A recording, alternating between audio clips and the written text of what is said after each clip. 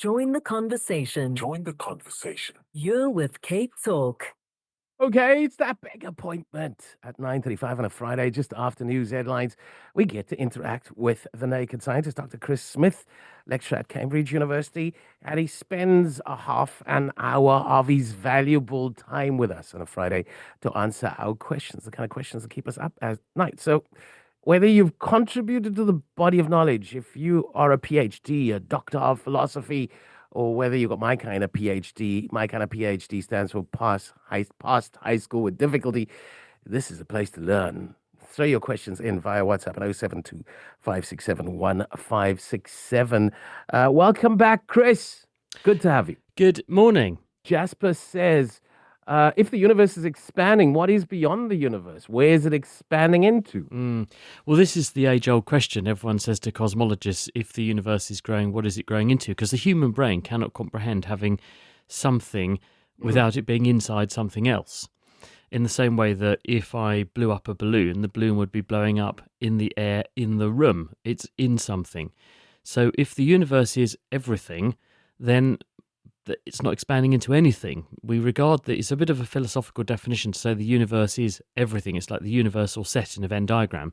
Therefore, it isn't expanding into anything because it is everything. But it's very difficult for our brain to comprehend the fact that something can expand and that it's not expanding into anything because it is everything. But we don't know is the answer to this. We don't know if the universe is getting bigger. What's beyond the universe? Are there other dimensions? Are there other universes? We just don't know. We will have to rely on some very clever physicists and a lot of time in the future to begin to probe that question. And it's not enough just to conclude that the universe is infinite. Well, we don't know that either. We don't know also what the future of the universe is. What's the shape of the universe? If I go in one direction and keep going, will I just keep going forever? What's at the edge of the universe? There is an observable universe. It's the universe we can see, but beyond that is universe we can't see and we never will see because of the way it's growing and growing faster than light can get here. So therefore, we are slightly limited in our comprehension, and we only have theories as to what the shape of the universe is. Probably it's a flat sheet, but we don't know. It might be a saddle shape. We don't know.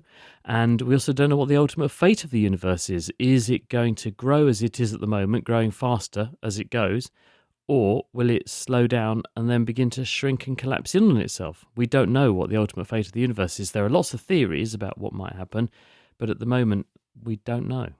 Okay, let's go to Lou's question. Dr. Smith, are undescended testicles more prevalent in premature babies? If one testicle descends, does it compensate for the other undescended one?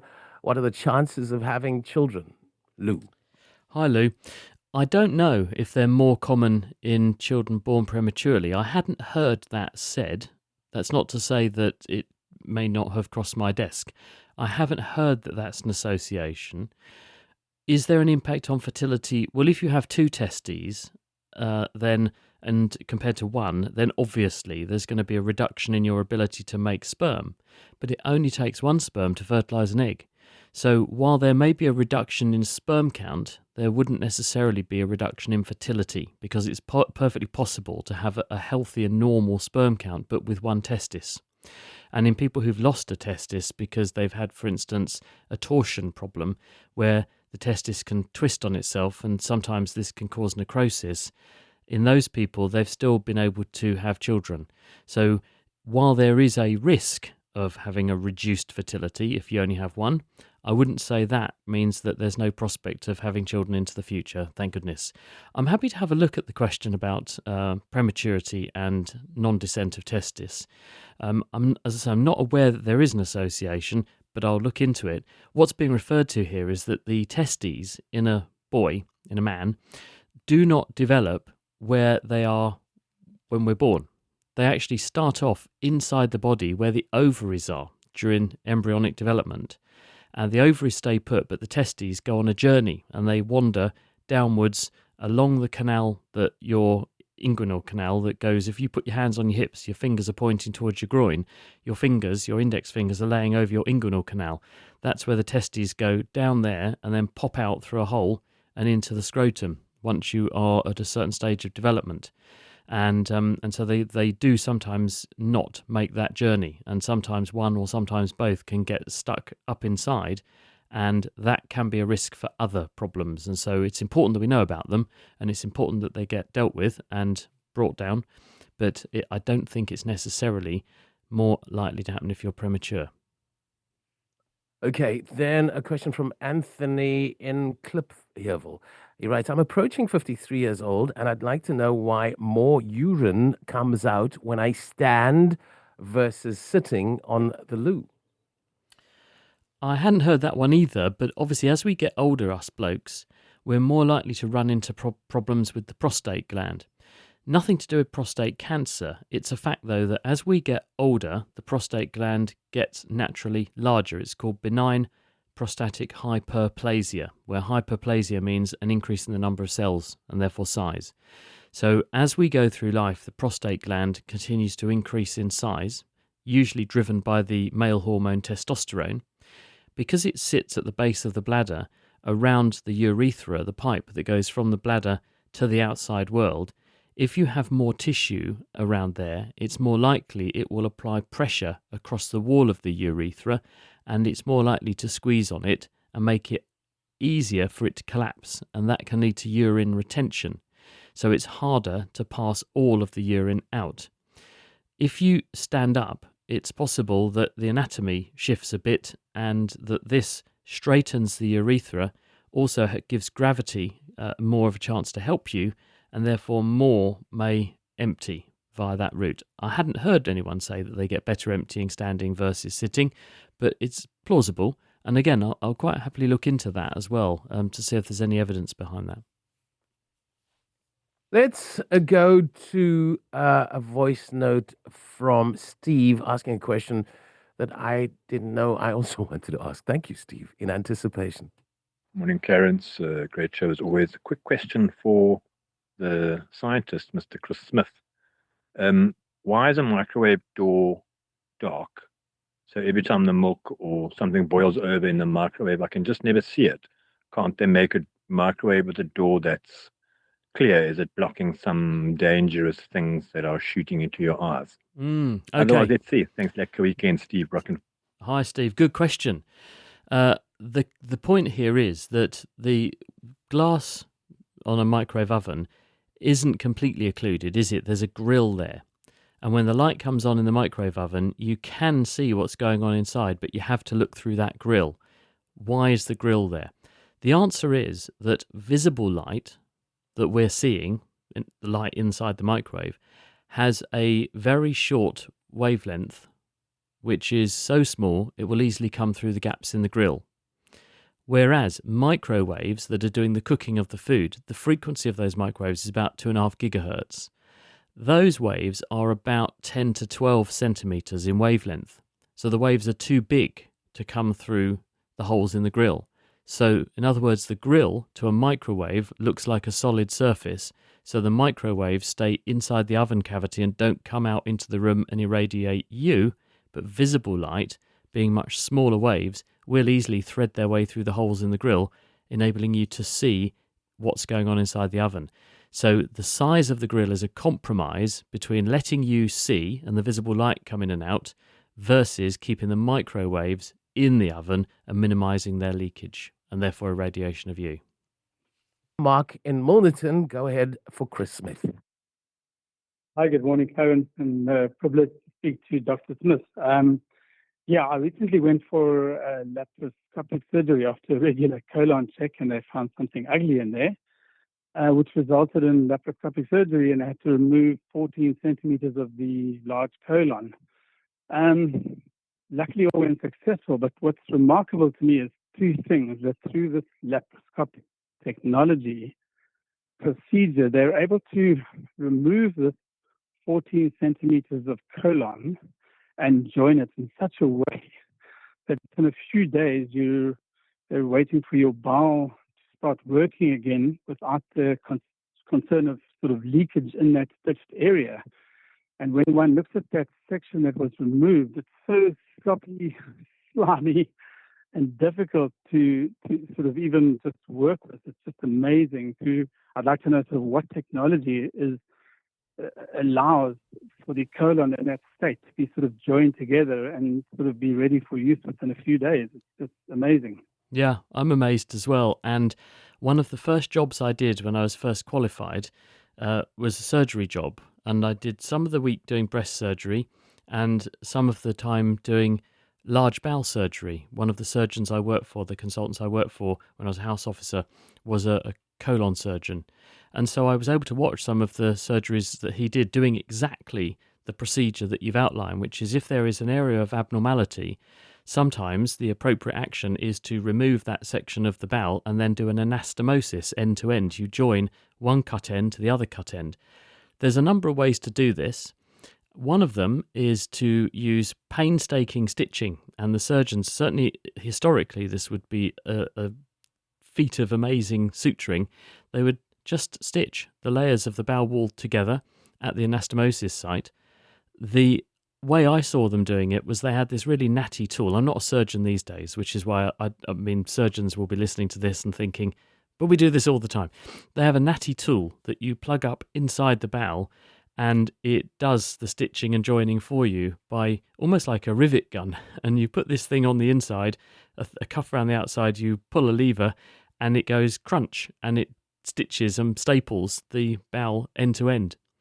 Now, what they'll do is wait a while after they've done that, you said a number of days, to make sure that A, there's no leakage, because we don't want peritonitis, because what's in the large bowel is full of bacteria. There are trillions of microbes that are in our intestines. You do not want those in the peritoneal cavity, which is sterile because it will cause peritonitis, and that can be life-threatening. So making sure we've got a really good seal there is a high priority, and lots of antibiotics are used and time to allow things to settle down. If there is a chance that they can't join things up straight away, sometimes if there's been a lot of trauma or there's questions about the blood supply or rate of healing, what they sometimes do is defunction the piece of intestine for a while. So you do what some people, they call it a colostomy. Actually, it's an ileostomy, usually, but it can be a colostomy. You bring the bowel outside the body temporarily and leave things to calm down inside, and then you rejoin them later. And this will be dictated by what the surgeon finds inside and the suitability to do that immediate joining up. But the tissue in this part of the body heals itself and grows and repairs incredibly quickly. Because if you think about it, when your dinner goes through you, it goes through you like a scouring pad. So the cells get sloughed off very, very quickly, which means they have to have the ability to regrow and regenerate very, very quickly. And that means they tend to be very good at healing up. So they too heal rapidly. And you do cover the procedure with very large doses of antibiotics to make sure that people don't end up with overwhelming infections. But I hope you've made a full recovery. It sounds like you have.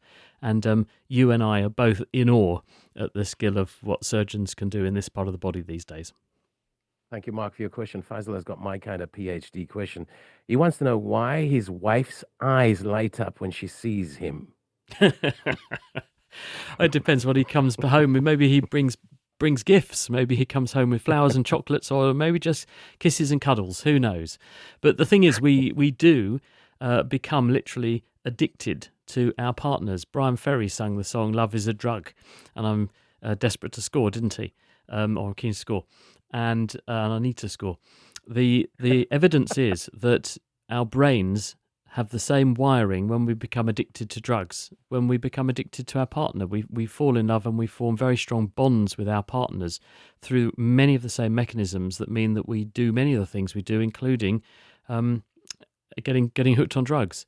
I like that kind of addiction. Yeah, so do I. It's when you're in that space and you have someone to love and someone who loves you. I think we've evolved to become much happier if we're in that situation. A, because it keeps our species going, but B, we have evolved to be happiest when we're in that situation. But people have done studies on the brain, and you can show that when we fall in love with people, when we have sex with people, the same mechanism that bonds a mum to her baby, the hormone oxytocin, is released in huge amounts when a baby is born and breastfeeds for the first time. And this bonds mum to the baby. And it does that by strongly wiring parts of the brain that are concerned with attachment and love and, I suppose, being in a good mental place.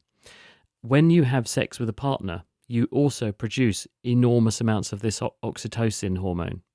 And so the argument is that in the same way as you bond a mother and a baby, you bond partners together and you form that love bond, which then leads to disquiet when you're apart and happiness when you're together. And therefore, when you're getting back together, you will be feeling to have become one and you will feel happy. And probably because you have wired your brain up that way through the actions of oxytocin. Let's go to Al's question. Ask Dr. Smith at what age kids can start creatine supplements. Well, I wouldn't give anyone any supplements, to be honest. I would spend the money on giving them a healthy diet and making sure they have enough exercise, to be perfectly honest with you. That's what food is for. And we've evolved over millions of years to get what we need to grow up, to be healthy and to have everything we need from food. Now, that's not to say that some people do end up with certain conditions under rare circumstances that mean they are deficient in certain micronutrients. But iron is one, certain vitamins are another, but no one needs creatine supplements. I wouldn't go down that path. What I would be doing is investing in fruit and vegetables, a healthy diet, and prescribing some exercise. And that will give you the best prospects of being as healthy as possible for as long as possible. And then Shadley has the following question. Good morning, Clarence. I hope the Naked Scientist can help me. I am a 65-year-old man who wakes up after 2 to 3 hours of sleep almost every night, and then I struggle to get back to sleep. I am told that that is the fate of people my age. I hope you can help. Thank you. Oh dear. And you have my full sympathy, because when we can't sleep, it's horrible, because you feel, A, what am I going to do all night? And B, am I going to feel really tired tomorrow and then spend the whole day nodding off? And is that going to put me in a bad mood? And you spend up worrying about it. And you also find that you tend to think about stuff and ruminate about stuff at night time that during the daytime you think, why was I worrying about that? That's so inconsequential. Why did that dominate my thoughts and keep me awake at night?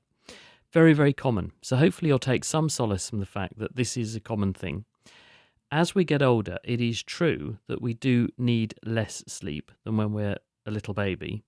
But 3 hours a night is probably a bit serious. That's a bit lower than most people would be getting. Most people do see their sleep drop off, especially as they get older, but usually not to that extent. So here's what I would do. Number one, I would look at ways to improve the quality of the sleep you do get, first and foremost. So that means establish a regular bedtime. Don't have things like cups of coffee and Coca-Cola and caffeinated drinks close to bedtime that might have an arousing effect to make you wake up in the middle of the night. Also, are you waking up for a wee? Is that making you get up? Because us guys, as we get older, do find, we talked about prostate problems earlier on in the program, we do find that you have to get up for a wee in the night. Once that wakes you up, you might struggle to get back to sleep. So working out when not to have a drink too late can also mean that you buy yourself more undisturbed time in the first place. So look at that. And if you are being woken up by the need to go for a wee, this might need someone to have a look and see if there's something that can be reversed in the prostate area. So consider that. Then have a think about, well, what are you doing during the day? Are you napping a lot to make up for the sleep deficit you're running up at night time? Because if you are, what you might be doing is setting your sleep clock back to 0 during the day so you don't need as much sleep at night. So unsurprisingly, you've got into the habit of waking up at night. So be more disciplined about a regular bedtime and a regular wake-up time, and don't allow yourself to catch up on that sleep during the day, so that you establish a much better pattern that's a healthier pattern. And try to put, and this is easy to say, very hard to do, try to put any worries and concerns to one side or deal with them before you go to bed, so that you don't then wake up in the night worrying about what you're going to do and worry about the next day. So that if you do wake up, you can then think, oh, just woke up, I'm going to go back to sleep now. And Dr. you Smith, might find you do get back to sleep more easily. Just a question, N, about a supplement, a magnesium supplement. Does it help? Well, again, if you're eating a healthy diet, this is what food is for. Food should contain a representation of all of the things your body needs, and your body has evolved to absorb the nutrients it needs in the context in which nature provides them, and that means food, not a packet of pills. Vitamin pills are very expensive. They turn, usually in the case of B vitamins, into very expensive urine that goes down the toilet. They're excellent for the health of the bank balance of the people who make them. They're less good for your bank balance, and unless you have some defined deficiency, some people need more calcium and they need vitamin D, some people need vitamin A.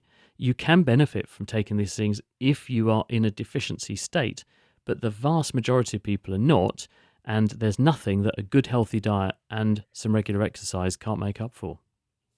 We're going to have to wrap it there. We're out of time. But again, in appreciation, Dr. Chris Smith, the Naked Scientist, our lecturer from Cambridge University, hours just after 9:30 every Friday. Join the conversation. Join the conversation. You're with Cape Talk.